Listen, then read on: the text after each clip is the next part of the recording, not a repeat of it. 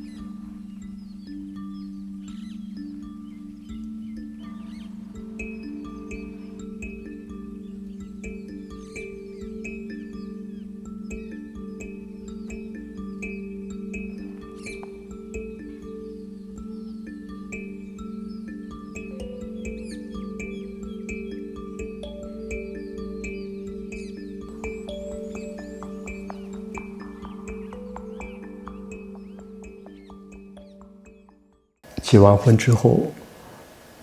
结果我不能够就是代表中国体操队参加国际比赛，然后小丽就说：“那我们就去瑞士，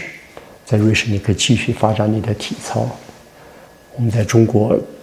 生活了大约4个月吧，89年的3月1号，经过了很多的折腾，然后办了很多这个签证。当时我们也没有钱买飞机票，然后买的这个火车票当时火车票从北京到莫斯科大约是160美元，比飞机票便宜很多后来我们就1989年3月1号，我们就从北京坐火车2个人，然后9天9夜从北京经过内蒙古、外蒙古、乌兰巴托，然后横跨整个西伯利亚，然后到莫斯科从莫斯科待了一会儿，然后再从莫斯科然后坐火车到东柏林，然后从东柏林再到那个时候还有东德、西德，然后进入到西德的西柏林。我还知道我们从东柏林2个人拿着9大件那个就像纸箱那种，都是我的书，我的训练笔记各种各样的训练的服装这些都是9大箱2个人，然后在东柏林下火车要转到西柏林去的时候，它全部是台阶儿，全部要用手提把它挪到那个东柏林火车站，挪到西柏林的那个火车站的海关检查口然后到了西柏林之后，就全部是电梯。哇，这个是那个时候反差很大，就是东柏林、西柏林，整个的感觉是完全是不一样的。也在火车的途中碰到一个东柏林的人，在那个火车上面，我们在吃香蕉，然后那个就是东柏林的德国人，他在那看，哇，就一直在那看我们2个人在吃香蕉，然后小丽就给了一根香蕉给他，哇，他说很感谢，他说很少能吃到香蕉，哇，那个时候不可以理解哇，就说我87年也去过这个第一次出国也到过那个东德，到过莱比锡，但是那种强烈的感受就是东柏林那个时候德国人，他们就像中国那个60年代70年代那种饥荒的那种物质那个贫乏的那个阶段，到了西柏林就是完全很现代的，完全不一样的。然后我们从这个东柏林、西柏林之后就坐火车进入了瑞士，到了巴塞尔，从巴塞尔又坐火车到了卢森啊。到了卢森的时候是经过了9天9夜，就是1989年的3月9号到了这个卢森火车站。1995年我拿世界冠军之后，瑞士画报上去拍这个照片，还曾经上到过那个塔底啊。这是卢森的市中心呢，这个是火车站，这个邮政局，这个就是历史上所有在欧洲这些城市的就是中心地带。然后小丽的爸爸他过来接我们然后我想去跟他握手，他的手没有主动的，就是过来握我的手，很长时间才过来握了一下，很冰冷的。然后很快的就感受到那种冰冷的那种感觉，在瑞士。正好3月份的时候，瑞士那个时候还很寒冷的感觉然后他冰冷的面孔，完了，在那个车上的时候，他就问小丽：“你们什么时候就是离开瑞士回那个中国去？”他还完全不知道这个发生的情况。后来那个小丽跟他解释，这个东华因为他结婚不能够留在那个中国国家体操队发展，然后因为这个原因，所以他就把工作辞掉了，就是切断了所有的后路，放弃了所有在中国21年的这个积累吧，然后想到瑞士来继续体操生涯。他爸爸发火了，这个骂他的女儿说：“这个都是你看做的事情。”就是，然后就非常不开心，非常愤怒。但是我们又没有地方去，只能住在他的父亲家里面。他的父亲也很不高兴。然后他还有3个弟弟1个妹妹，就是都在这个空间里面当时感觉就是很压抑。但是当时我们也没有车，然后很多时候去训练比赛，都需要那个有人帮忙开车这些，然后小丽又不得不去求他爸爸能不能开车送我们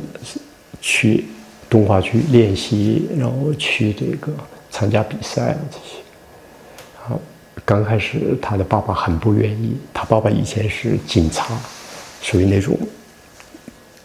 冰冷的那种严厉的感觉，就是很强烈的感觉到，到了这个几个月之后吧，他的爸爸开始转变了，他开车很多帮忙去参加比赛，他看到这个中国人，很厉害啊，比那个瑞士那些体操运动员要好很多好看很多，做出的动作做出来的这些，而且基本上都是拿第一。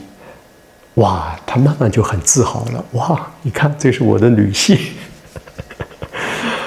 这个慢慢也开始转变了才能够感觉到他爸爸的这种变化而且爸爸说，千万不能够喝别人给你的水，他要提醒我，就害怕别人这个什么给什么兴奋剂什么东西，就是非常保护的那种建议这些，慢慢的，然后才开始在瑞士重新开始这个体操的这个梦想的追逐。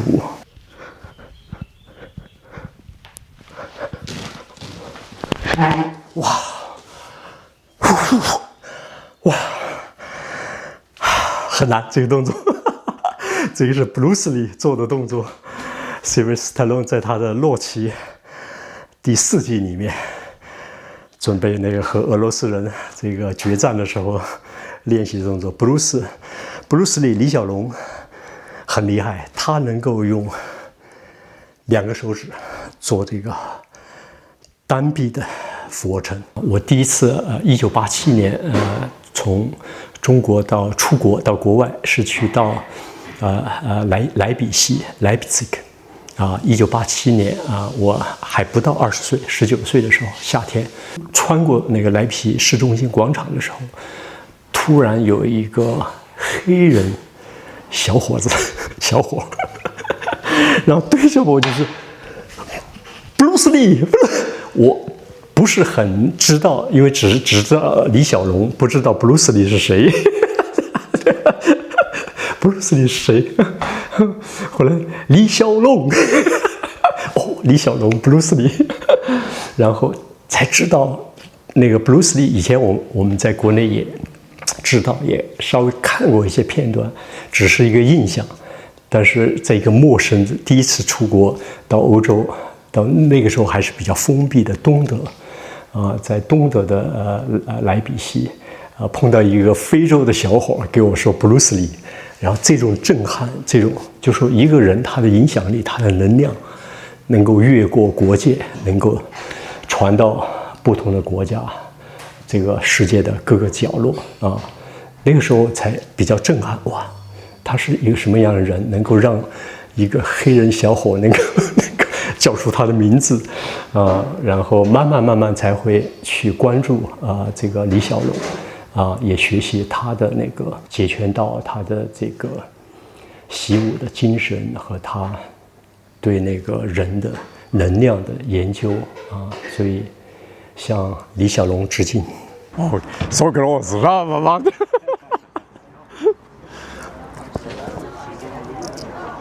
Ja. Olympic Champion. 摔跤王瑞士的2013年，他的那一次我现场在所以哇，很厉害。在他成为瑞士那个联邦摔跤王之前的1年还是2年之前，我在一个演出在鞍马的时候，他还上面的鞍马做了几个动作。Hast du Spießübung gemacht oder auf Pauschenpferd? Ja, lange. Du, aber einen Hut musst du schon neu kaufen. Ja, Gibt's nicht mehr, oder? Credit Suisse. Nicht mehr.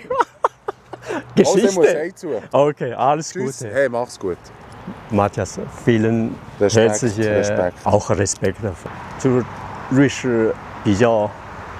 特别的这些人物，就是而且都还有关联，而且他在拿到瑞士摔跤王之前，还在我演出的时候做过鞍马。当时我在火车上9天9夜在火车上每天保持训练，做倒立、力量训练、俯卧撑，然后这个到了一个站口停下来就把那个运动鞋换上跑步，然后那个时候就想，如果我到瑞士，我就很快能够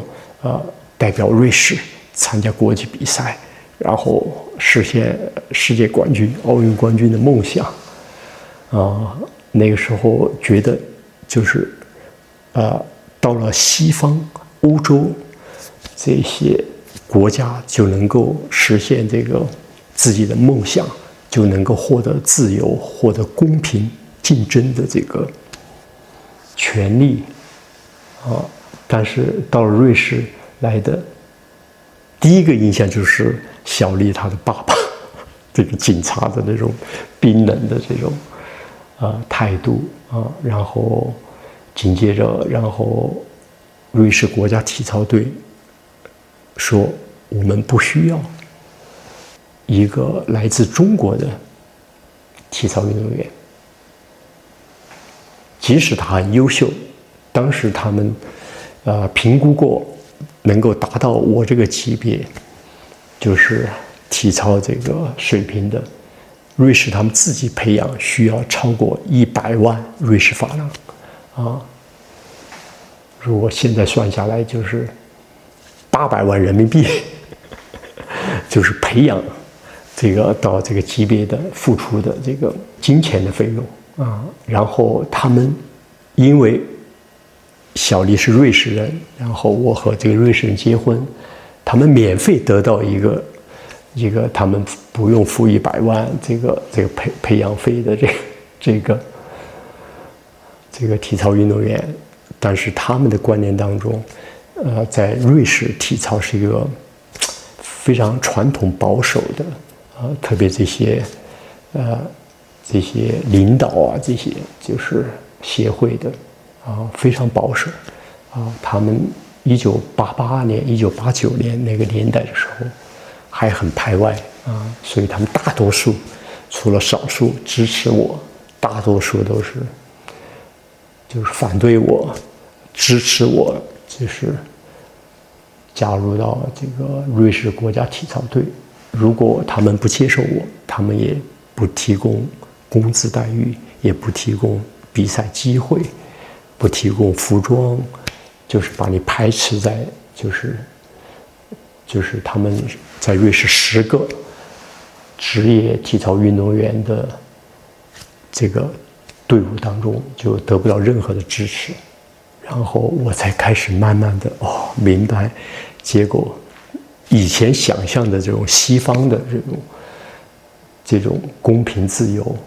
还是得要靠自己去争取。有很多人就是故意的打压你，然后我去参加那个瑞士全国锦标赛的时候，然后瑞士这些我的队友，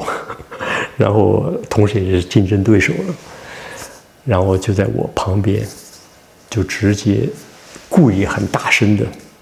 说：“这个中国来的这个猪狗，他最好滚回中国去，不要在这儿。”当时能听懂他说的这些简单的这些骂人的话，但是当时很伤心，当时情绪受到很大的这个影响。那个瑞士全国锦标赛，然后瑞士体操协会也修改了规则，在我比赛的前一天，当时就是外国人代表瑞士本土的体操俱乐部是可以获得瑞士冠军、全冠军的称号。然后在我参加比赛的前一天，就是瑞士全国锦标赛的时候，然后就说从这一届1989年的瑞士全国锦标赛，那么就是外国人没有瑞士身份的，就是外国人他们夺得冠军，但是没有冠军称号他只是第一，然后第二个是瑞士公民，他就上升到瑞士冠军这个称号。哇，当时听见这些所有的这些，就是很失望没有这个机会的话，我就没有机会去选拔进入到以瑞士全国冠军的这种身份代表，也是进入瑞士国家队。然后就在我第一次参加瑞士全国锦标赛1989年，结果我从鞍马上面掉了下来，就是情绪受到了影响，就是极度愤怒和极度失望的那种情绪当中，所以就能量受阻。完了之后也很失望获得第5名，我是中国的全国冠军，而且在这个之前差不多10次，就是其他比赛的那个瑞士的那个体操鞍马，包括全能什么其他项目的冠军，然后3次获得10分的满分，当时还是体操的评分制10分，然后3次在吊环、双杠和鞍马获得10分满分。我还第一次在正规的比赛获得满分，然后在瑞士全国锦标赛，结果只获得了第5名很失望。比赛之后我就立即离开了，然后我也没有机会获得这个工资待遇，参加国际比赛的这个待遇获得这个服装装备这些所有的这些知识都没有，就完全要把你打死。比赛的鞍马，然后这个鞍马呢，我也可以把它拆下来，就把这个几颗螺丝拆下以后，就可以把这个马身，就是有时候外出演出，有时候没有鞍马，需要我自己准备的话，就可以把这个马身拆下来，因为它整个的鞍马和底座的话是300多公斤，很重，但是也很稳。但是这个我马环和鞍马把它拆下之后，我可以，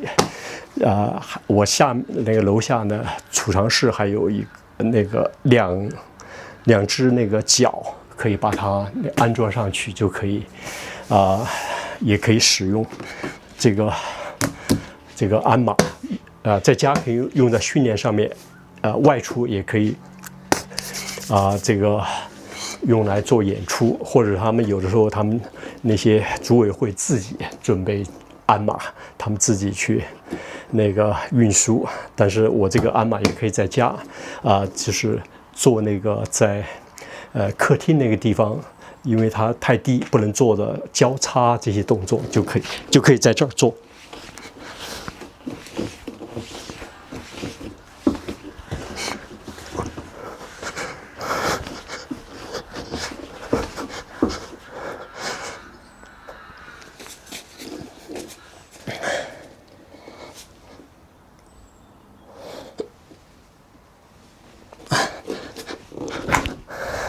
所以有一部分的动作呢，也可以在这儿做，然后另外一部分我做这个拳击训练，然后也可以在这儿。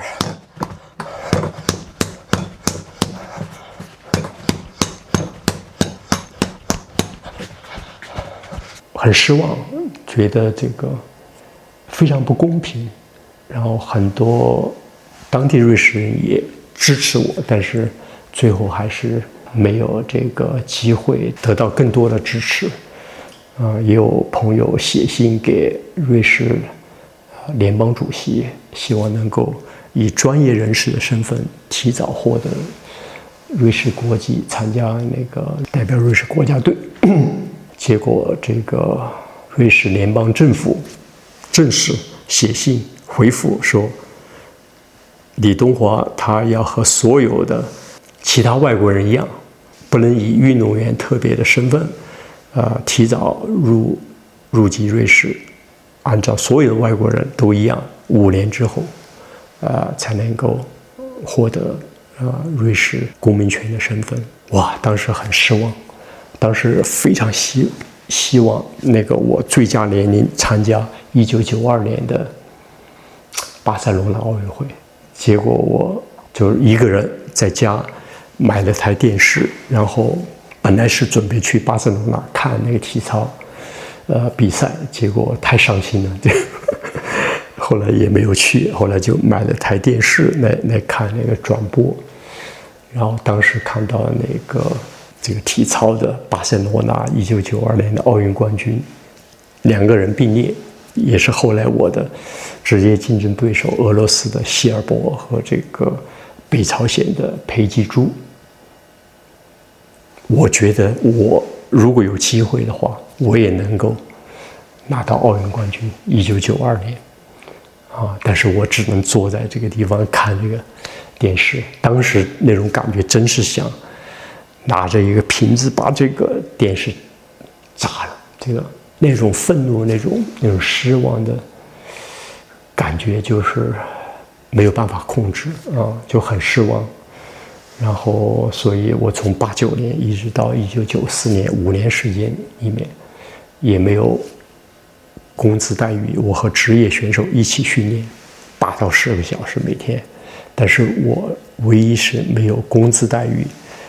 没有参加国际比赛的机会，没有服装，然后整个瑞士国家体操队训练，我跟他们在一起，他们有10个职业运动员，我是最矮的一个，站在最后。完了以后，经常有时候会发新的服装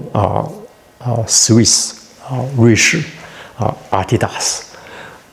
然后每个人发了排队的时候，发到我最后的时候。我没有，然后所有的队友他也不问为什么我没有，我跟他们做一样的训练，跟他们在一起，所以很失望，这种被排斥、排挤、打压的这种感觉，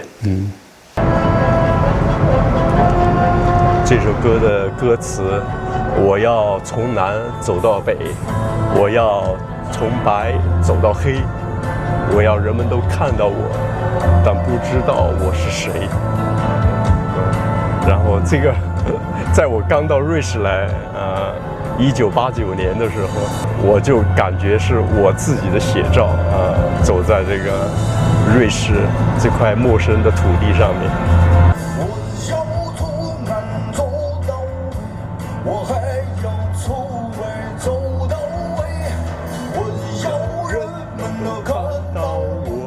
但不知道我是谁。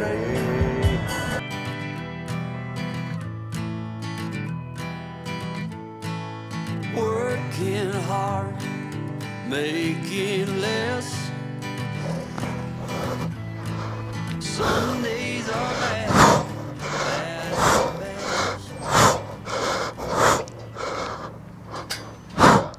这种失望对我今后还是产生了很多负面的影响，觉得总是自己受到了不公平的待遇包括你看这么多年了，有时候还是会产生出这种，但是这种情绪实际上是不好的。当然，很艰难的这个在瑞士的头5年，在瑞士没有工资待遇，没有钱，要拼命的去参加不同的比赛，挣那么一点点的奖金，然后很多还是一些什么奖品，什么那个吸尘器，还想方设法把它卖掉，然后来维持这个最基本的生存。然后当时800瑞郎租的一个小房子，然后这5年就是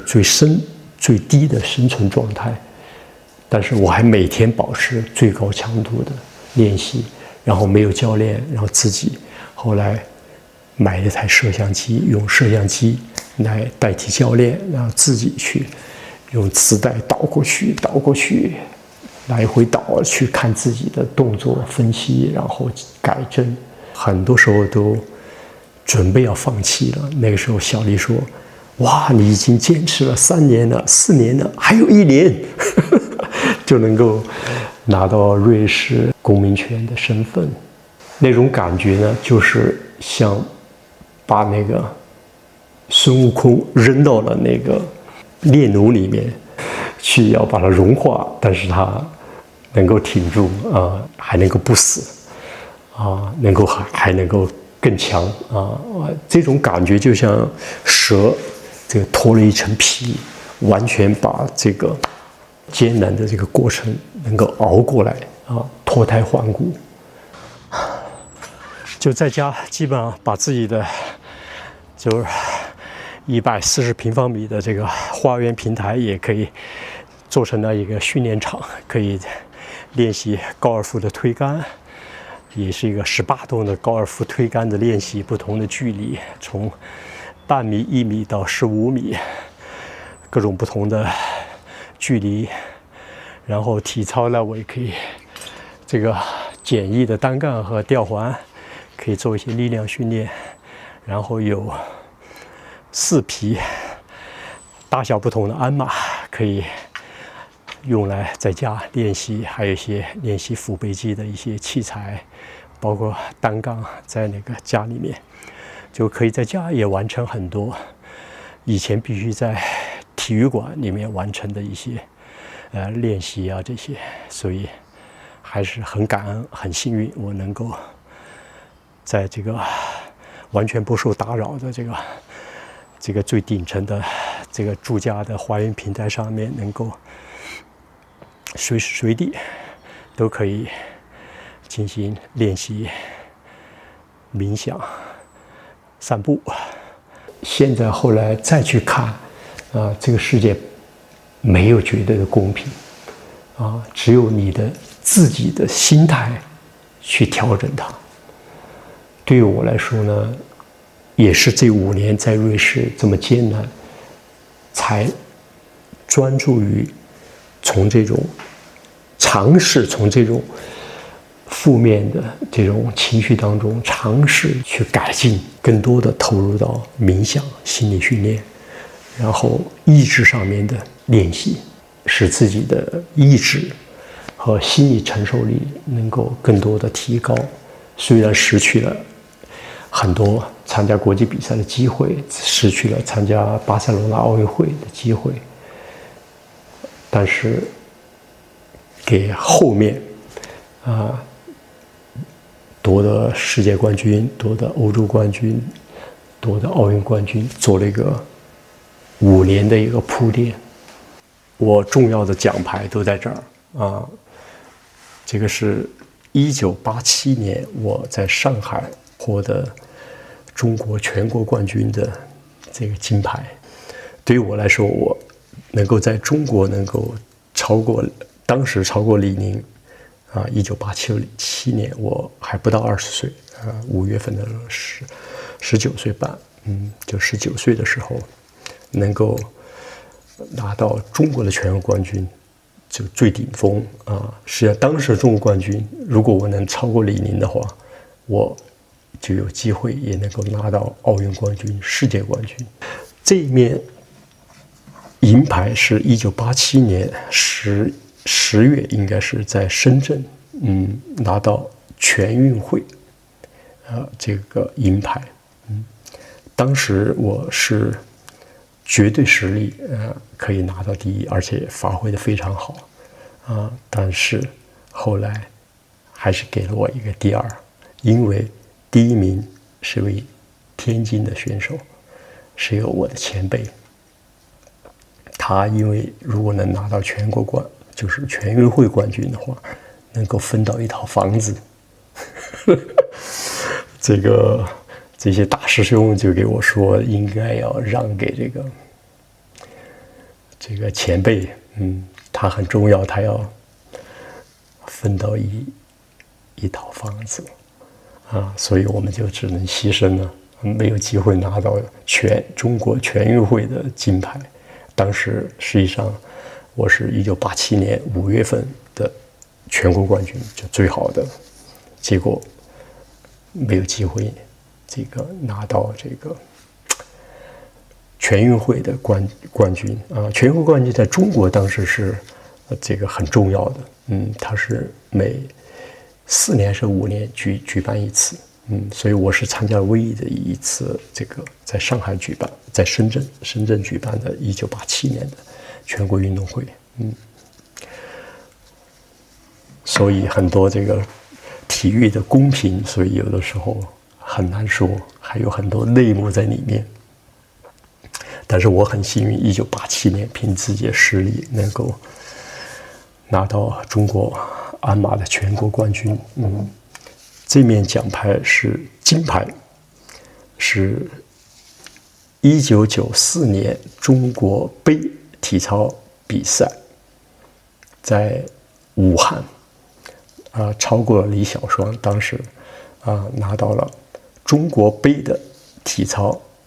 鞍马金牌。然后我在中国作为那个国家体操队的队员，当时还没有机会参加中国杯，结果后来到了瑞士，代表瑞士，而且还拿到了中国杯的金牌。这个还是很神奇的。这个里面每面奖牌都有很多故事，这里面很多奖牌是在瑞士不同的比赛，然后这个是有2面这样的，是那个1995年和1996年瑞士最佳运动员的奖章，我连续2届获得瑞士最佳运动员。这面奖牌是1994年4月我代表瑞士第一次参加世界锦标赛，获得鞍马铜牌、世界铜牌这块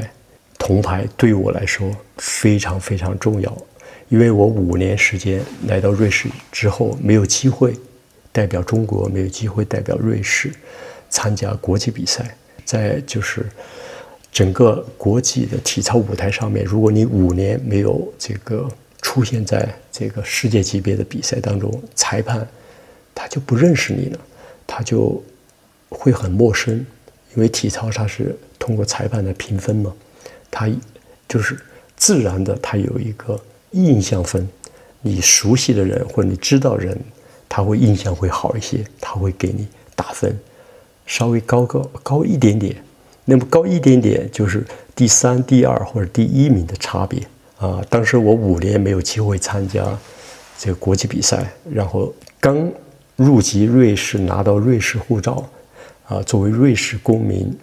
参加那个世界锦标赛，是我拿到瑞士公民权的第11天之后，所以这个过程很神奇。如果没有我这面世界锦标赛铜牌，那没有这个铺垫的话，那裁判他们也不会对我产生很多印象吧，然后我也没有机会，就像新人一样，需要时间，需要认识你。然后我在1995年拿到世界冠军，因为拿了世界冠军，我才能够取得参加奥运会的这个资格。然后1996年才有机会夺得这个欧洲冠军和这个亚特兰大奥运冠军。但是这个都是从这块铜牌开始，这个非常重要的一块铜牌。这块银牌是我拿到世界冠军之后在1996年奥运会同年也参加了世界锦标赛，结果获得了银牌。目标当时我是有实力拿金牌，但是当时在那个比赛的决赛现场发生了意外，结果我要等待好几分钟，在我上场比赛这个之前，然后这几分钟在那个万众瞩目的那个时刻，你已经准备好了，但是你的节奏会被打乱了，所有的这些就造成了我没有完全的发挥出自己的这个水平，这个后来屈居第2。但是因为这一次的这个教训吧，然后使我更多的就是增加了心理准备、心理训练，这个通过冥想来事先预判有可能出现像我已经出现的这种突然一下当时发生某种状况，技术上面的一些问题啊这些，然后仅仅这几分钟就改变了，可以说一个运动员的一生的一次机会我很幸运，我通过我已经拿到过世界金牌，所以这个世界银牌是正好我金银铜正好把收集齐全但是这个教训对我来说准备这个是4月份1996年，然后7月份7月28号是这个奥运冠军的决赛。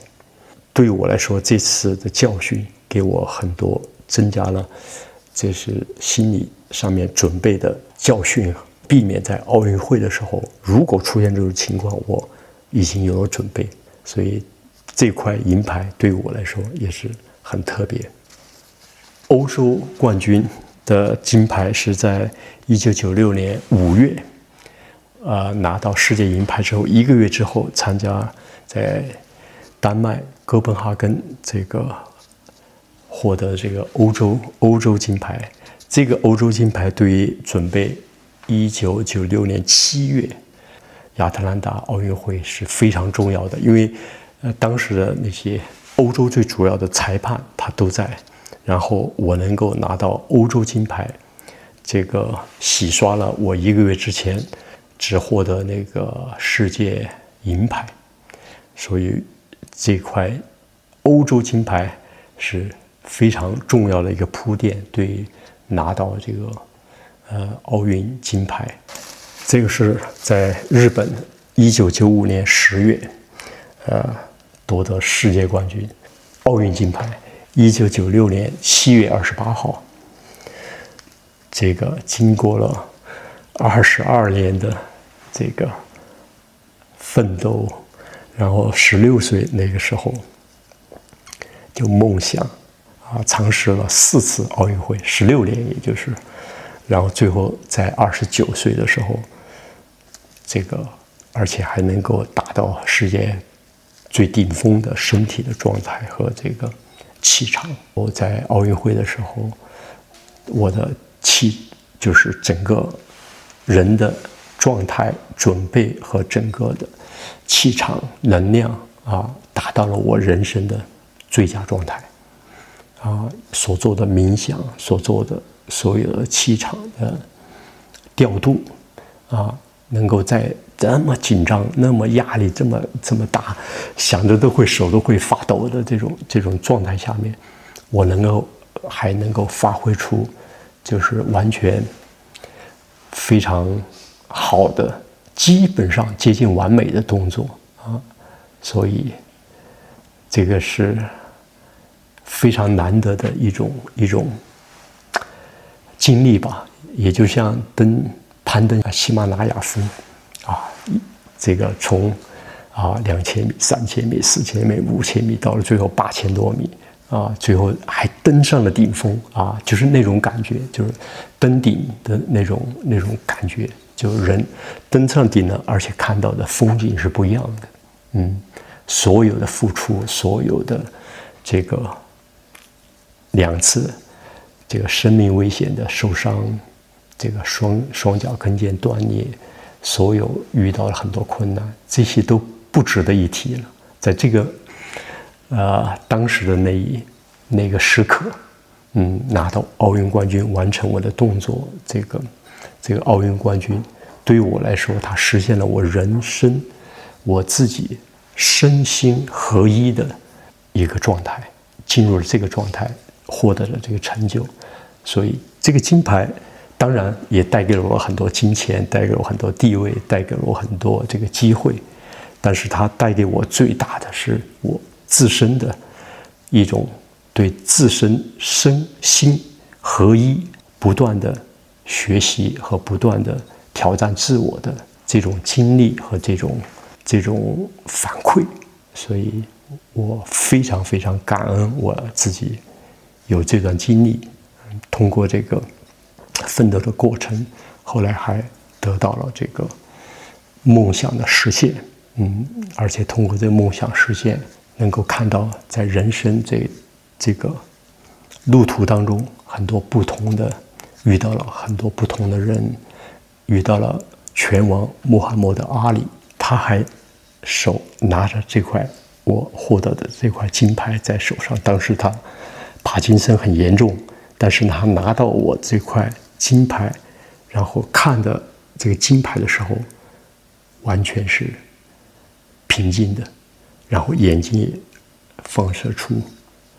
光来，所以它这个产生的能量是非常巨大的所以还是非常非常感恩。最后通过自身努力，很多人的帮助，最后还是完成了这个小的时候的梦想，奥运冠军。这艘蒸汽船是卢森湖的非常有名的这个大的游艇 Stad 卢森号。我在1996年拿到奥运冠军之后，回瑞士和我的父母、弟弟、家人这个欢迎奥运冠军回瑞士。海陆空其中一个环节就是从另外一个城市这个开船到卢森然后这艘船还在运行，29年之后。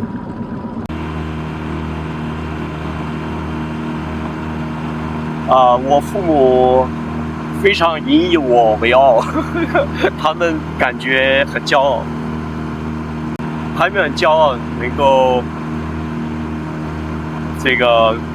出一个奥运冠军，能够做出这样的这个成就吧。所以我父母经常还提起他们